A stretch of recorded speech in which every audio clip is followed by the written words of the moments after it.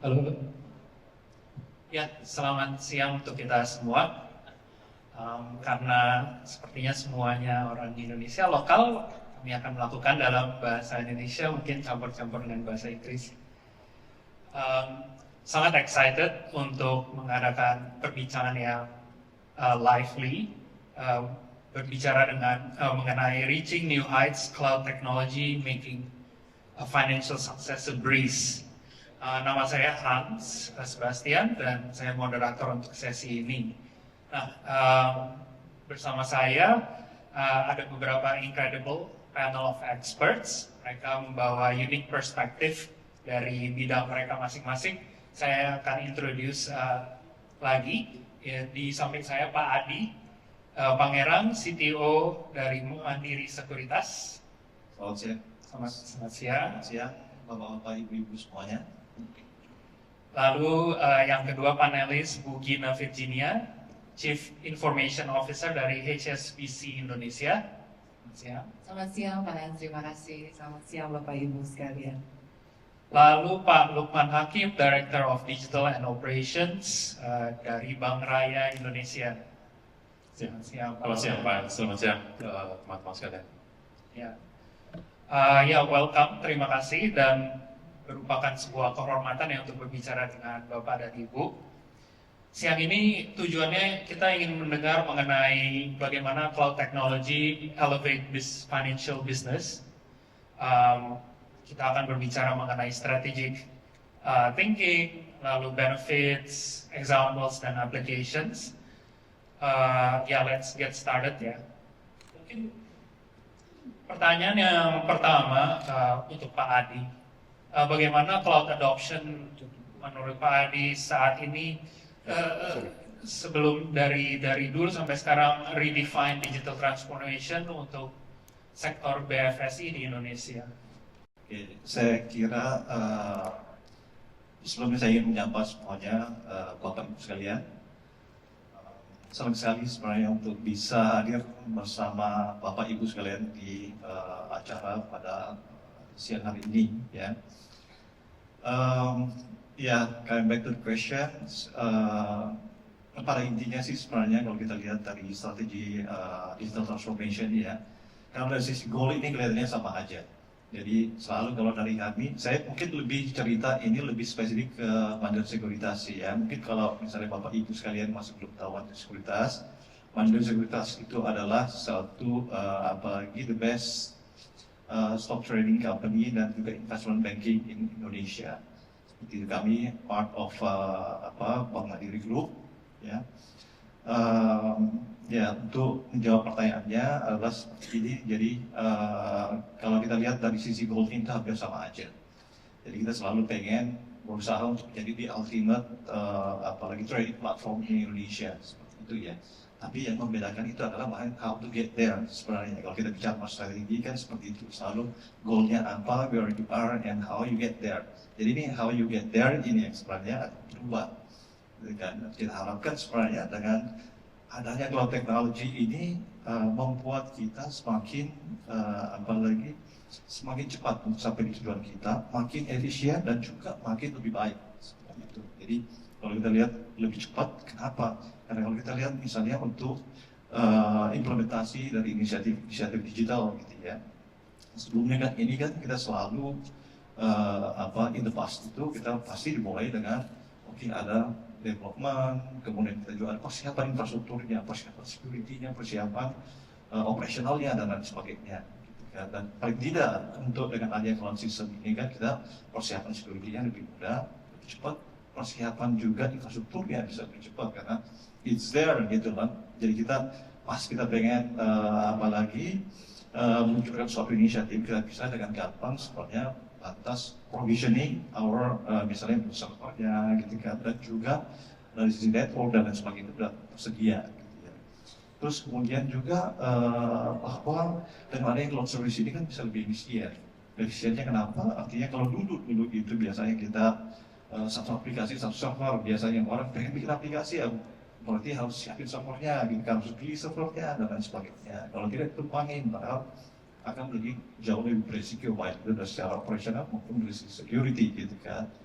Nah, jadi dengan adanya cloud technology ini kita bisa resizing paling tidak kebutuhan dari inisiatif itu, kita kebutuhan infrastrukturnya kita bisa resize dari kira-kira traffic yang akan masuk, tapi beban yang akan kira-kira apalagi yang akan dipakai oleh aplikasi inisiatif digital tersebut. Jadi paling tidak kita nggak akan waste our resources, computing resources seperti itu.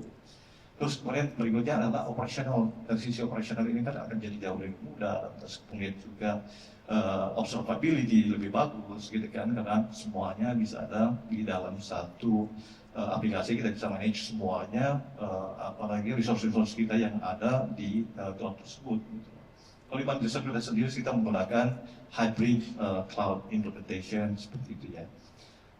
Terus kemudian juga ya kita nanti bicara mengenai scalability, dan juga yang paling penting itu adalah akses terhadap teknologi-teknologi baru yang ada di cloud. Nah, jadi itu sebenarnya basis dari kita. Tapi with those benefits sebenarnya kan akan datang juga dengan beban-beban yang lain nih di belakangnya nih.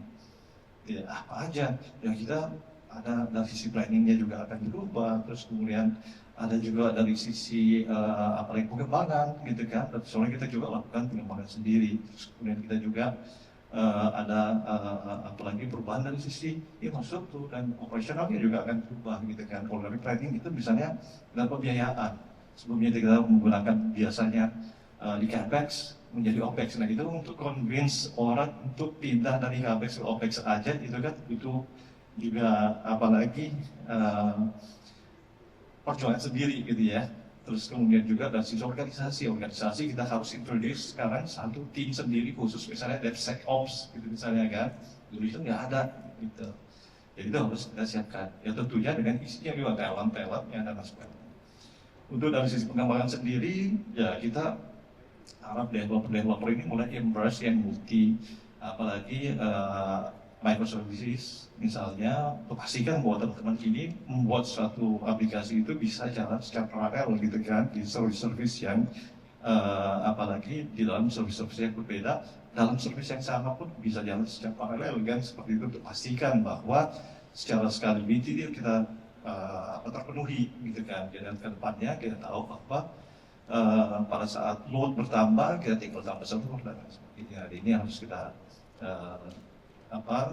sampaikan kepada developer kita, dan juga tentunya misalnya untuk untuk versioning dan juga release management itu juga harus bagus. Kenapa? Karena kita mulai menggunakan CI/CD dan lain sebagainya untuk automate semuanya proses-proses deployment yang ada di apalagi di environment kita gitu kan. Dan terakhir itu ya tentunya dari sisi operational ini juga lupa, karena kan kita menggunakan satu platform yang berbeda dari sebelumnya, yang sebelumnya nggak ada gitu ya.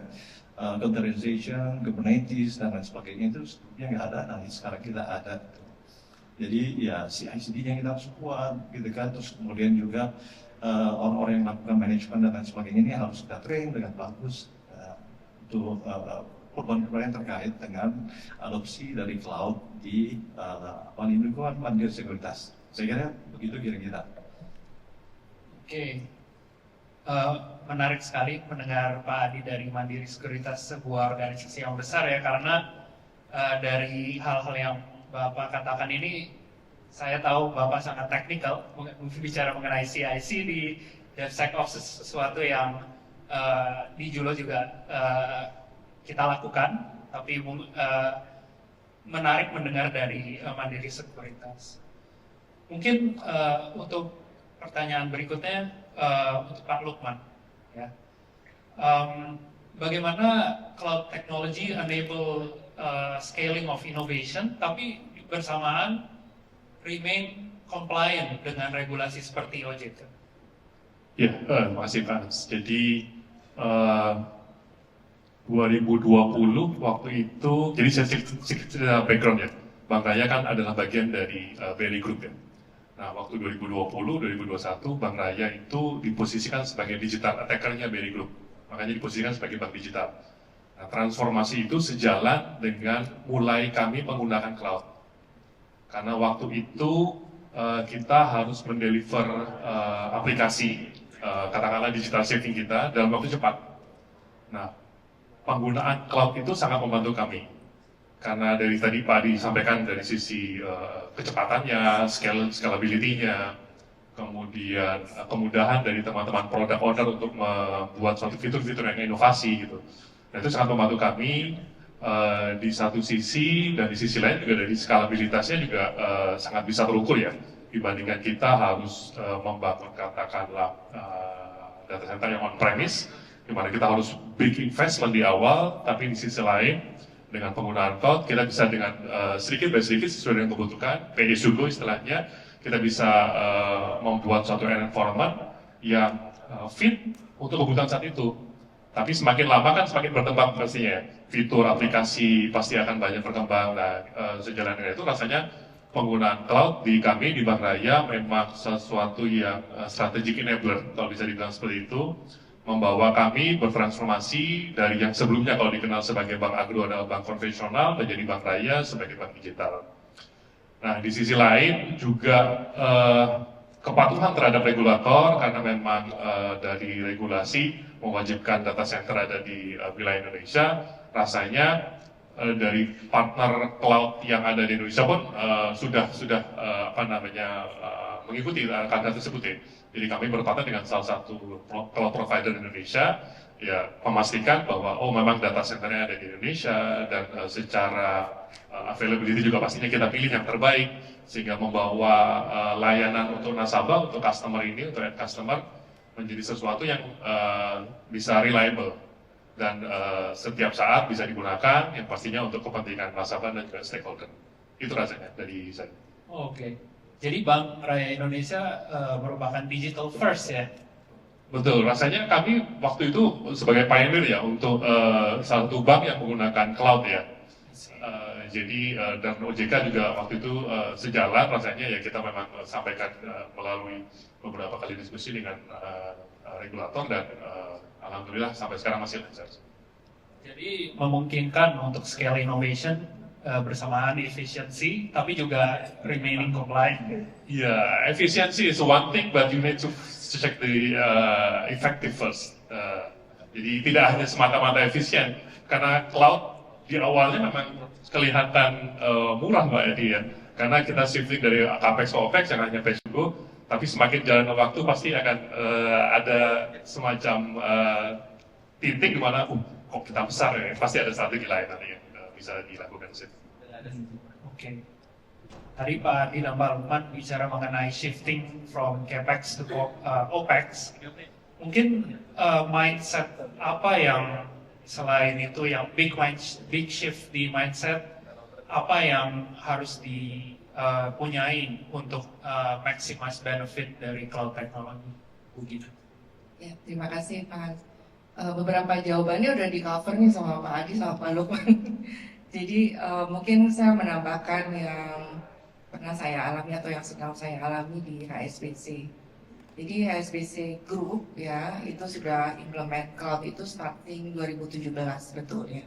Jadi dalam perjalanannya itu bahkan ada strategi di mana cloud first itu sebagai salah satu opsi ketika kita mau implement suatu sistem. Sepanjang perjalanan itu ada perubahan strategi di dalam mengimplementasikan cloud. Jadi satu tadi ya efisiensi memang satu hal yang dijual gitu ya, capex ke opex gitu ya, DevSecOps ya, rilis yang cepat itu adalah sesuatu yang dijual. Dalam perjalanannya kami mengalami beberapa challenge terutama dalam hal efisiensi sebetulnya. Jadi mindset bahwa ini kalau sistem di cloud udah pasti efisien, udah pasti cepat gitu ya. Itu mungkin kita harus assess. Jadi business case apa yang kita mau implement sebetulnya di cloud.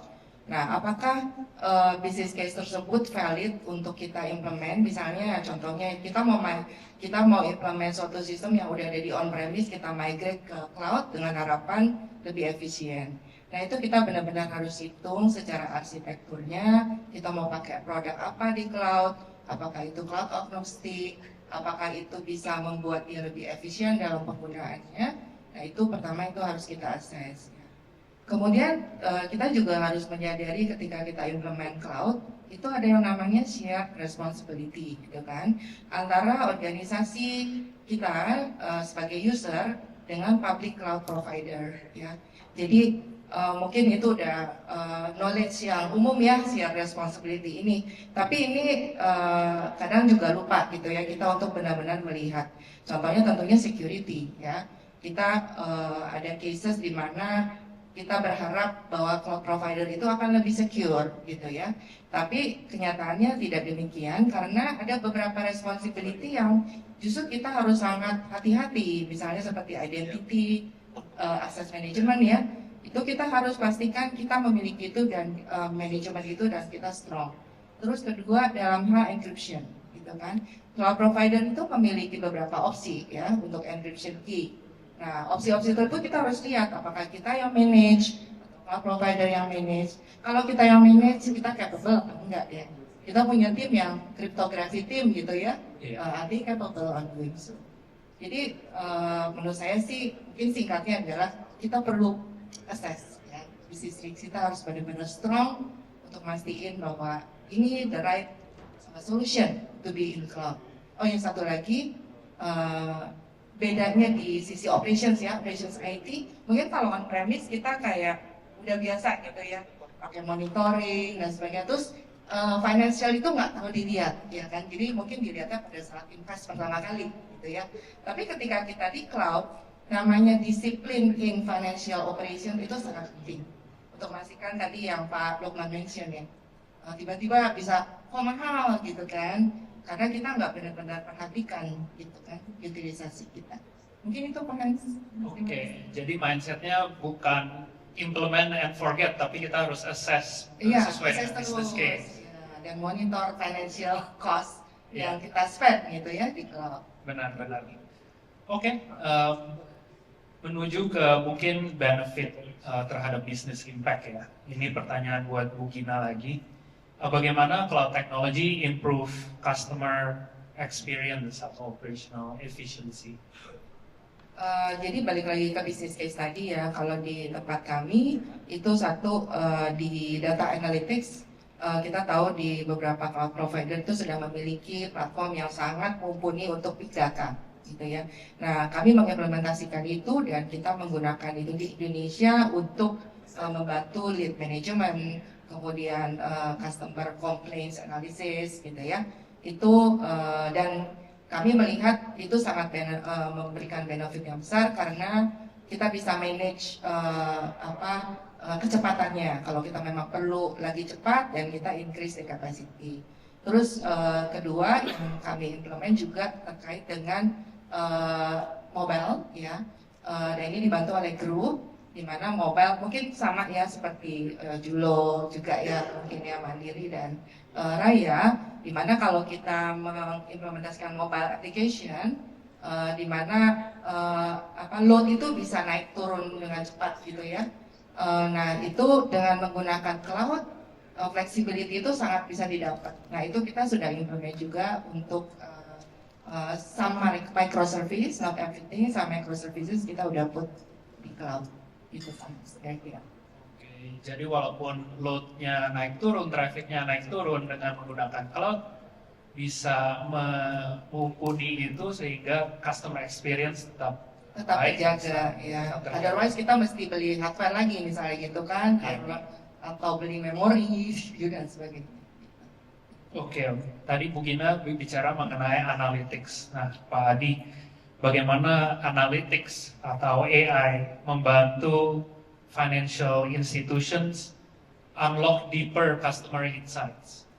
Iya, jadi ya satu hal yang penting itu kan artinya dengan apalagi AI dan juga analytics yang ada di cloud ini kan sebenarnya mereka itu bisa melakukan olahan data secara real time maupun batch itu dari berbagai macam sumber data ya. Jadi kalau di tempat kita itu misalnya data onboarding, kemudian data transaksi stok, transaksi reksadana, transaksi bonds gitu ya, dan juga backend sistem kita dan semuanya ini bisa kita transform dan dimasukkan ke dalam data warehouse kita.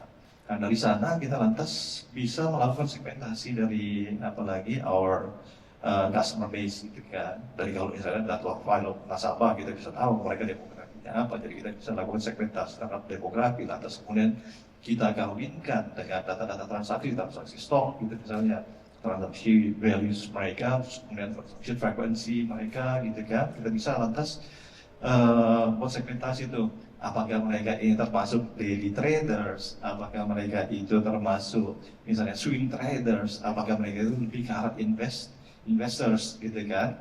Atau juga misalnya kita bisa melihat nih, apakah orang ini behavior seperti apa, apakah mereka itu tipe orang yang kalau traders ya, itu ada yang istilahnya itu BPJS, beli pagi jual sore, seperti itu. Ternyata sekarang ini ada yang kebalikannya gitu. Jadi ada yang bagian BPJS ya, ada yang juga beli sore jual pagi gitu, seperti itu. Jadi kita bisa lihat tuh gitu, seperti itu kan.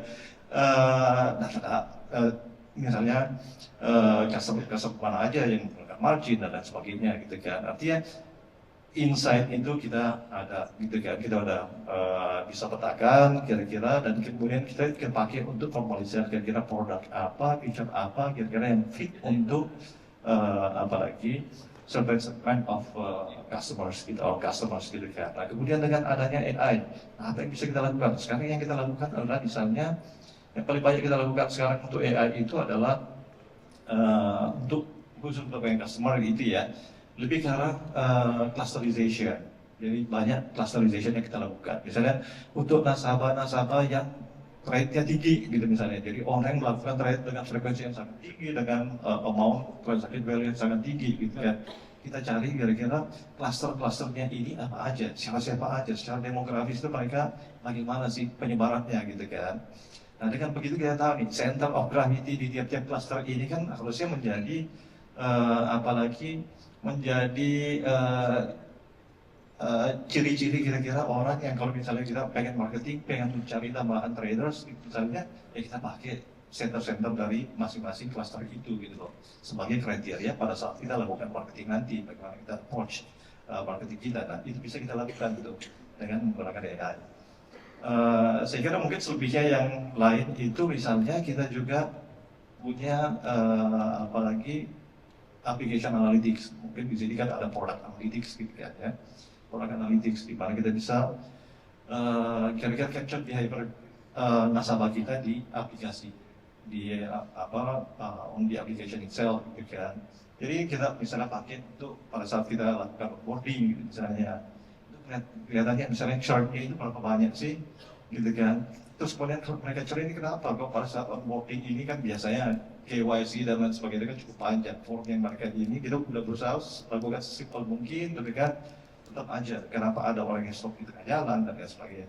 Dari situ kita bisa lakukan analisa, oh mereka stopnya di mana gitu, atau kalau tidak misalnya mereka butuh waktu berapa lama sih untuk isi ini gitu misalnya kan. Atas kemudian mereka cari, dengan begitu kita tahu isunya di mana nih, dan begitu kita bisa mitigate, dan begitu kita bisa meningkatkan tentunya sukses rate dari semuanya proses onboarding gitu kan, seperti itu. Nah, saya kira mungkin apalagi hal-hal seperti itulah yang kita gunakan selain khusus untuk bagian customer insight gitu. Dan sebenarnya AI lagi ada beberapa lagi yang bisa kita pakai.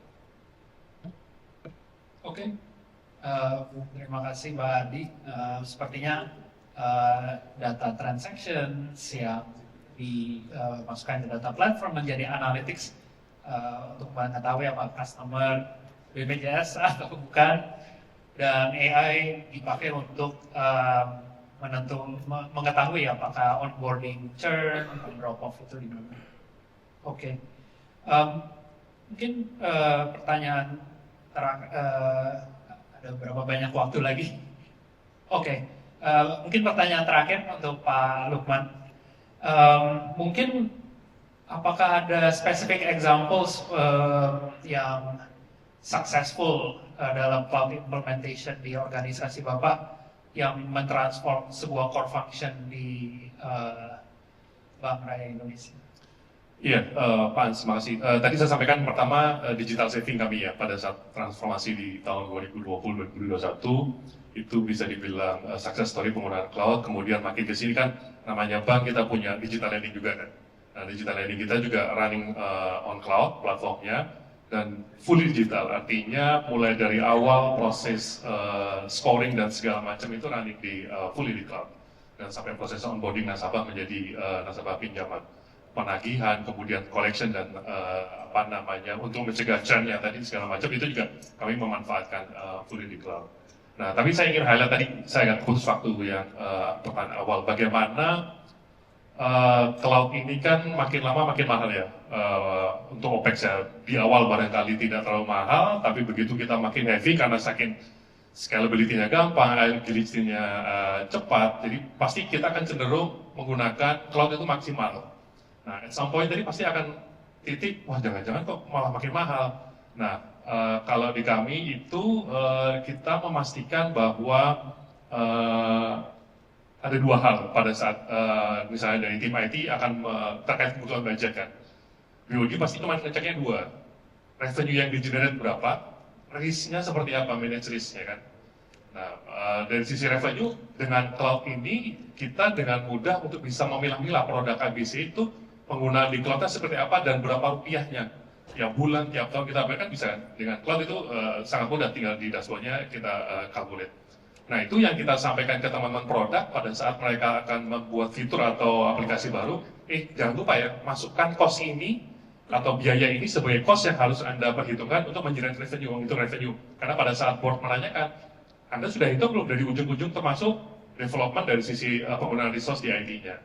Nah, itu di satu sisi. Kemudian sisi lain, kalau dari teman-teman IT, perspektifnya kita melihat selalu, kita bagi dua, run the business, change the business. Kalau run the business, kita bisa bilang seperti yang normal saja, misalnya kita bayar lisensi tiap tahun, kita bayar katakanlah maintenance. Nah, kalau change the business, kita bagi dua biasanya, grow dan innovate. Yang grow ini misalnya kita fitur digital saving kan harus tambah lagi fitur. Nah, innovate ini sisi hal lain lagi yang harus ada inovasi baru, katakanlah misalnya pay letter atau nanti ada penggunaan fitur baru di digital lending kami. Nah, kami harus bisa mempresent itu bahwa mana dari sisi IT, khususnya katakanlah cloud, yang bisa run the business dan change the business. Dan itu yang menjadi faktor pada saat maju ke BOD, itu menjadi posisi tawar itu kan. Karena selama ini kan IT cuma bisa dibilang, wah ini jadi capital ya ngabisin capital atau budget gitu. Tapi selama kita bisa present ke BOD, kita pastikan bahwa value-nya kita deliver untuk pertumbuhan bisnis itu ada, rasanya tidak sulit untuk mendapat approval dari BOD untuk katakanlah penambahan cost dari sisi cloud ya. Jadi itu kita selalu melihat bukan hanya dari sisi IT-nya kita spend besar, tapi apa yang kita bisa bawa, deliver ke bisnis sehingga bisnis bisa tumbuh, bisa menghasilkan revenue, generate revenue yang ujung-ujungnya pastinya nanti kan meningkatkan dari sisi profitabilitas dari perusahaan. Itu Pak. Oke, ini sangat menarik karena saya belajar sesuatu yang baru mengenai run the business and change the business ya. Sepertinya run the business itu kayak lebih keeping the lights on. Betul. Exactly. And changing the business is about innovating. Innovation. Ya, dan semakin cloud cost-nya bertambah, itu assessment apakah ini for running the business atau for scaling the business itu penting. Betul Pak. Ya. Oke, terima kasih. Mungkin karena kami sudah berbicara lumayan panjang mengenai cloud technology, kami sudahi dulu perbincangan ini. Terima kasih banyak untuk semua panelis untuk invaluable insights-nya. Terima kasih untuk semuanya mengikuti diskusi ini. Semoga kita semua mendapat deeper understanding of how cloud technology elevate the financial business. Terima kasih. Baik, terima kasih. Berikan tepuk tangan yang sangat luar biasa. Kami minta ketersediaannya Pak Hans, Pak Adi, Ibu Gina, dan juga Pak Lokman untuk bisa foto bersama terlebih dahulu.